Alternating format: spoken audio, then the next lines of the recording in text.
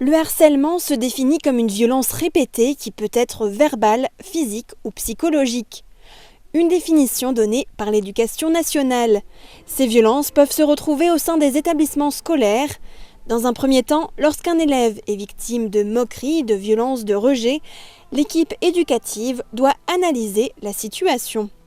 Être à l'écoute, c'est aussi donc être sensibilisé à ce que peuvent dire les élèves, à ce qu'ils peuvent vivre, et puis aussi à leur environnement familial, à tout ce que nous pouvons voir comme information les concernant. Le harcèlement, c'est aussi un ressenti.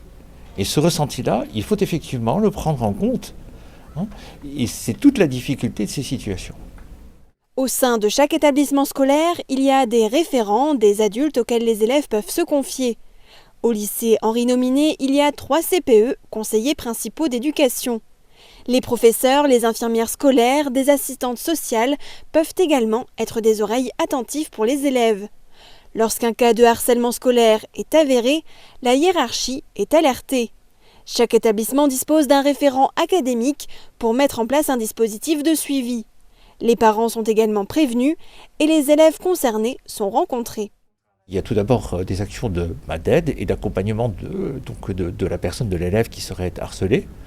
Et puis aussi, s'il y a eu exaction, s'il y a eu infraction au règlement intérieur, donc il y a des actions donc, dans la classe, des actions qui peuvent être des actions de sensibilisation, mais aussi surtout de sanctions éventuellement.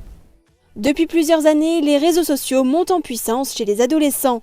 Le harcèlement peut donc se poursuivre en dehors de l'établissement, c'est le cyberharcèlement. Le lycée Henri Nominé a mis en place des actions de sensibilisation pour tous ses élèves de seconde. En général, on demande effectivement des personnalités extérieures, des spécialistes de la question, d'intervenir sur chaque classe. L'idée, c'est que chaque élève, à un moment, ait entendu ces informations.